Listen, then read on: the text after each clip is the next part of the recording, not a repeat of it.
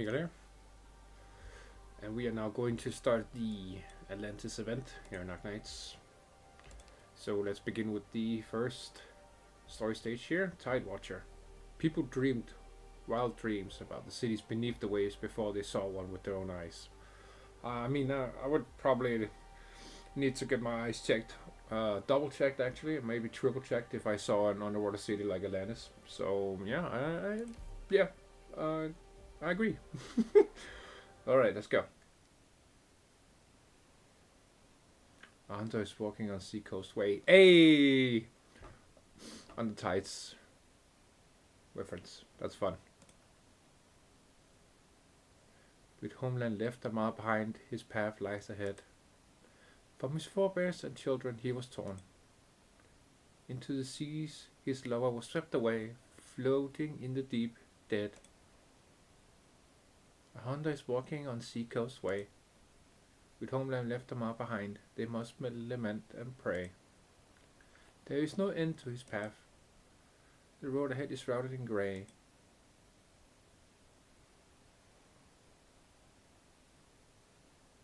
A hunter returns by Seacoast Way. Stutify and Ares and all that here. It's fun, man. His journey ended, his home close at hand. Sound of wave passed above the spray. Why do his feet disobey his command? Why ever does his heart still sway?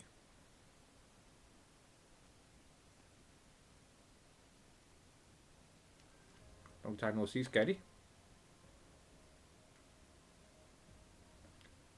Been a while, Doctor. You were supposed to meet that Chatty Liberi, but you didn't seem surprised to see me. Chatty Liberi. Elysium? Yeah, yeah, Elysium are both. This is not closer to your homeland after all. True. You're an hour later than Kal'tsit estimated. I guess the Inquisition's review process is strict, even with an official notice from his fate.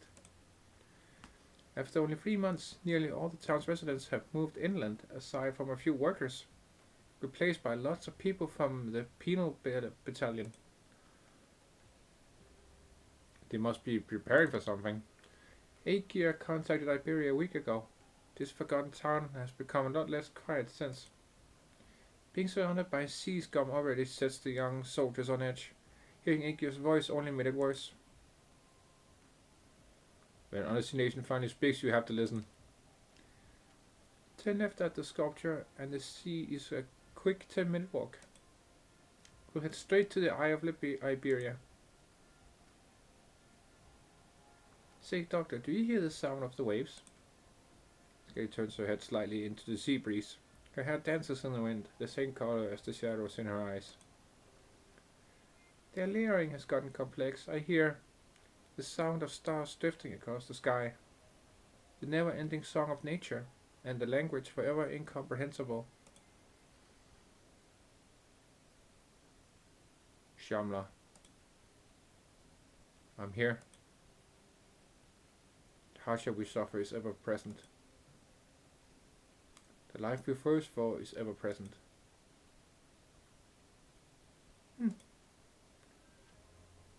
Are you alright, Sketty? It's like I get more nervous the closer I am. Never mind, it's hard to explain. Maybe I'm sleep deprived. Ever since our last voyage, I feel like I've inherited sharks' nightmares. Speaking of the sea, why did Dr. Kal'tsit call you over so urgently? I don't remember you having anything to do with the ocean. I wouldn't recall even if I did. Not much of an answer. Right, I forgot about your condition. No wonder you gave such an answer. Oh well, I'm sure she had her reasons. Let's go, it'll be dark soon.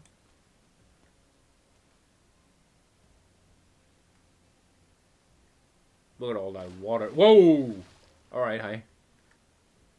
Cool. I would take a step back if I were you. I need to shake myself dry.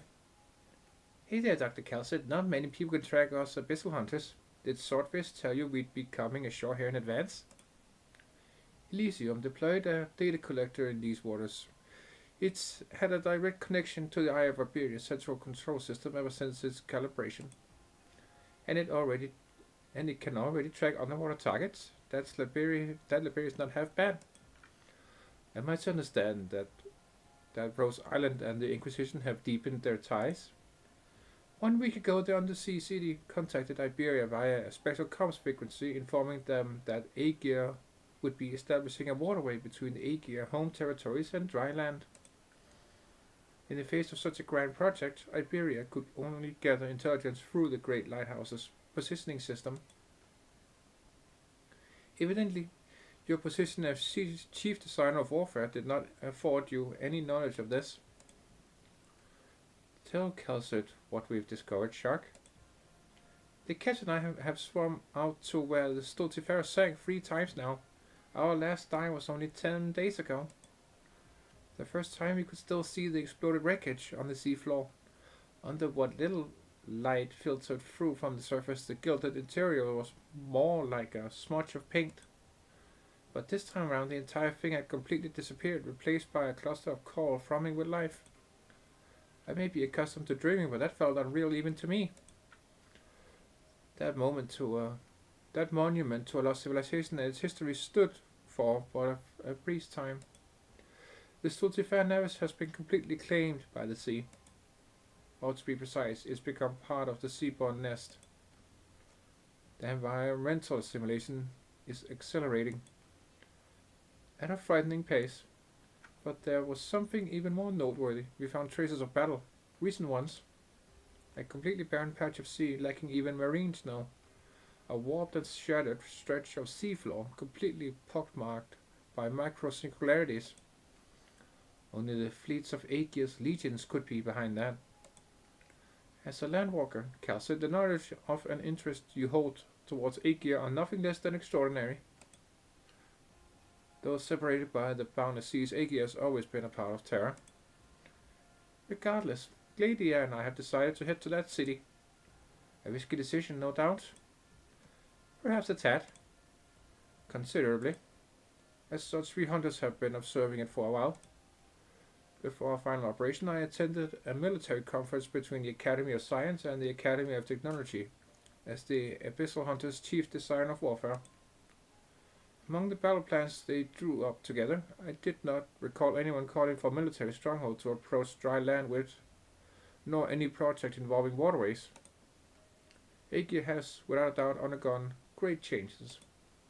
Our contract with the home territories have completely severed after we slew Ishamla. It is difficult to determine the truth of the matter from the information we possess.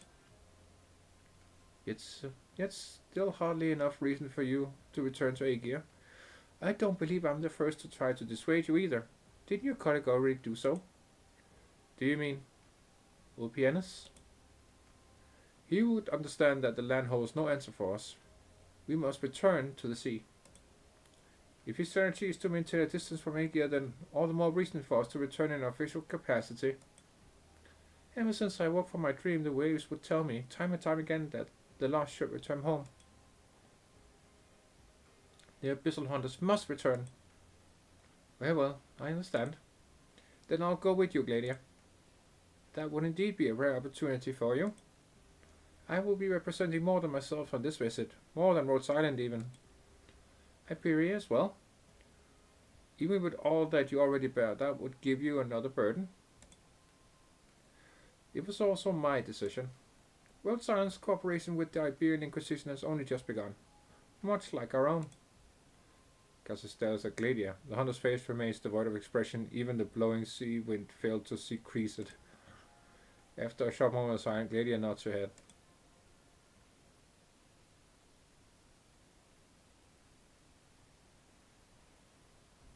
Oh, hello, Irene. How many days has it been since we were contacted by Ægir, Irene? 8. Sucintidad. And outside of necessary deployments, meetings, and to rest, you've spent these 8 days here watching the sea. They haven't given us a concrete time frame for the next contract. I understand you don't wish to miss their next move, but look at the sea before you, Irene. Currents of the deep sea bubble up, nearly indistinguishable from one another.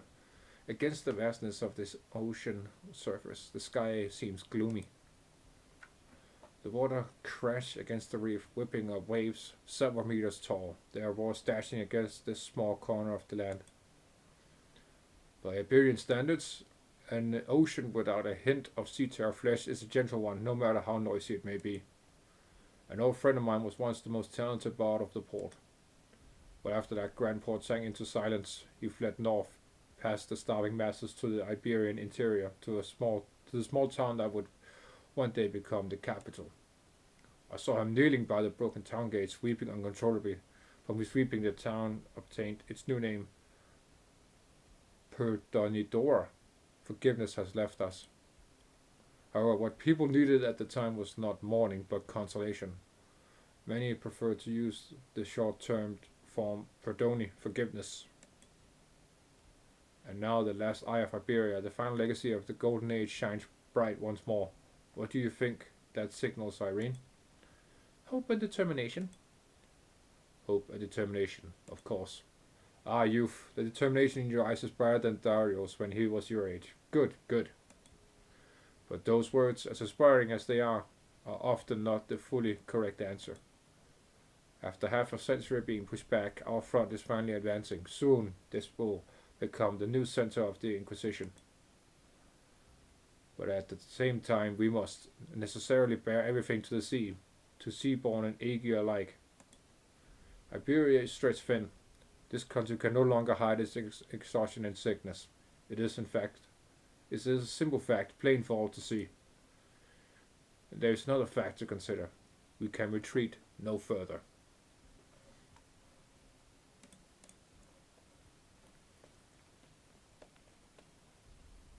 Hey yo! Maestro, oh, it's been a while, don't it, Irene? Indeed it has. Those clothes suit you. Thank you. Ah, right. There's been an emergency. The lighthouse just picked up signals of unknown origin. They seem to be coming from not the sea, but the sky. Geordie, I think we can already see them. Carmen and Irene are fixated in a distant sky. The young clerk follows suit. He freezes on the spot.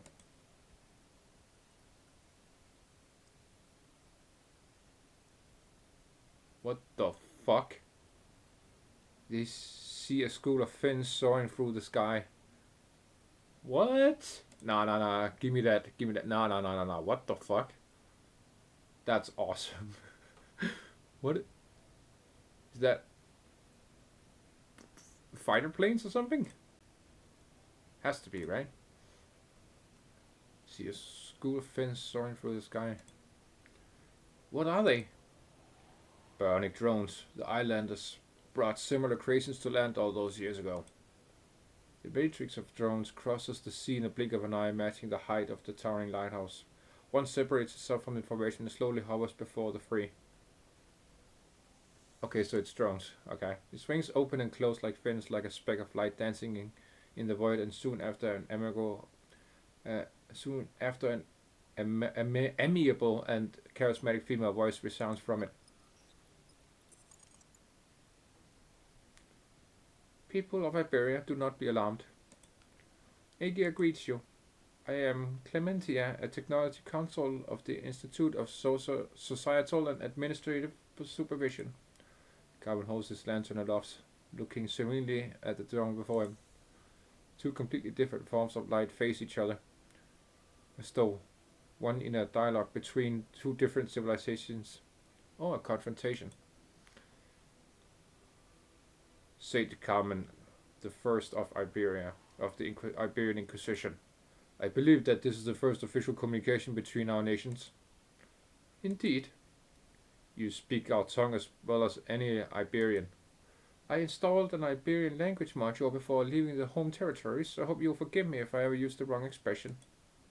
Moreover, forgive me for having to contact you in this form, sir, Iberia.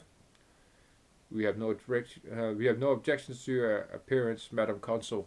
I only regret that it has taken us so long to begin this conversation. Despite your so-called waterway project being more than half complete and close at hand, we Iberians find ourselves in complete ignorance of it. To make amends, we'd like to invite your envoys to visit our city. Ægir respects the efforts Iberia has made when you were caught up in the seaborne crisis. Caught up in, do you mean to say that everything Iberia's faced was merely the aftermath of your crisis? I do. Let's not be tied down by formalities, sir. We recognize the power of language. Your name itself, Carmen, the First Iberia, is a symbol of courage and valor. This is why we came to you. We hope that by reaching an accord with Iberia and the other terrestrial nations, we will be able to create a waterway that links directly to land. We will clear the stretch of sea between Ægir's home territories and the land so as to facilitate our forces coming ashore. I hope I need not remind you what sending an army to another nation's border implies on land. Given the enormity of the oncoming threat, we will exhaust every means at our disposal to resist it. I am more than willing to come explain to you in person if necessary, but it would be easier for you to understand the situation if you were to join us in the depths. The fleets of our legions 8 and 10 are patrolling and suppressing the seaborne in these waters. They will soon escort you to our city of Militarium. This drone formation will continue to notify you of any nearby combat or environmental changes until you have safely arrived at the city. There may be an unprecedented disaster brewing beneath the waves. So, Inquisitor, I worry that though the Earth is vast, it is but an isolated land. Damn, bro. Okay. The lights of the drone matrix cut out, putting a stop to their sudden communication. The sea breeze continues to blow as the old man slowly lowers his lantern. A waterway that links directly to land. This is eloquent but arrogant, no doubt. A haughty adult wielding weapon, loath to use finesse when dealing with an unarmed child. Irene, inform our cooperation partners of this most recent communication. Kal'tsit has already agreed to serve as Iberia's envoy.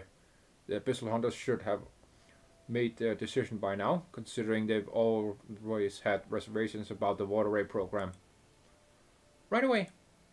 I'll also keep the other Inquisitors in Grand Faro abreast of the situation.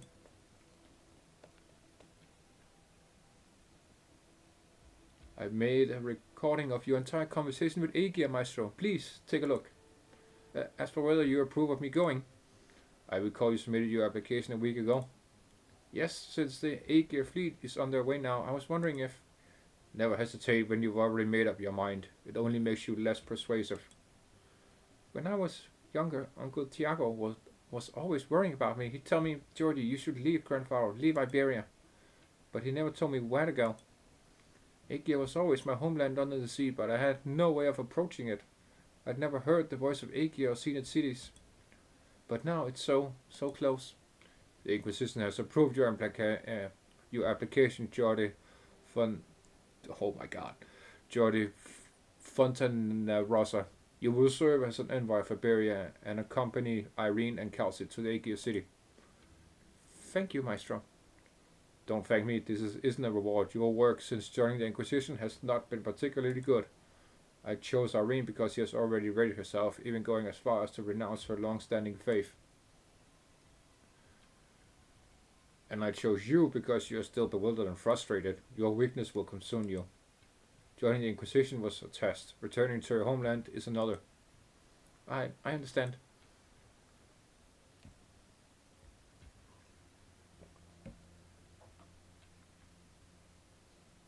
Okay, that's a fucking seahorse, and not in the traditional sense. Oh, there he is. This is the deepest part of the trench. They hollowed out its sides to make their nest. That's why we never noticed it before, despite circling this place several times. Yes, I smell it too. The scent. After destroying the ocean's native ecosystem, the seaborn have created a new one that serves only them. A comprehensive seaborn ecosystem where it only existed in an oceanic abyss. Return, Rosinate. I will carry on alone. The entire continental shelf has changed. I must know who churned these waves. Tell the knight to continue the hunt. We will not be parted for long.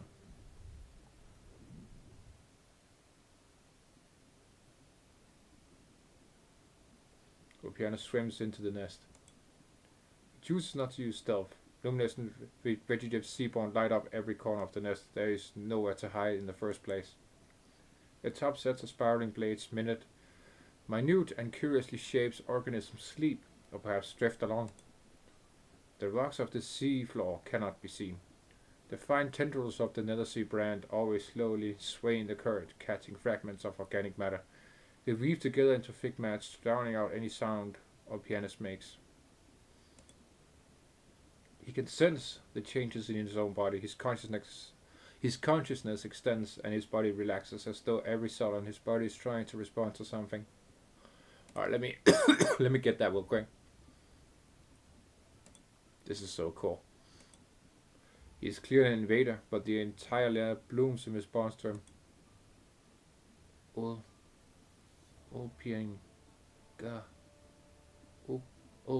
pianist kin. The pianist is nearly able to see through the approaching sheepborn's translucent body. He waits for it to spit out its clumsy words about preying or being preyed on by him, but nothing comes. The sheepborn thinks about his thoughts. Finally, you have traveled far. Here, sufficient nutrients, shed your cumbersome flesh. Return, grow, migrate. For you I was born, oh pianist, only for you. I untangle your doubt, I guide you. Return to the embrace of we many. Why did you migrate? Where will you go? You still waver, oh pianist. You must know, we many kin, you must know. The Genesis will soon awaken. The Genesis must return. A new cycle, develop the ocean, leave the ocean. The Genesis will awaken, leave the ocean. We many see a new path ahead, we hurry. What connections is there between you and the affairs of the city?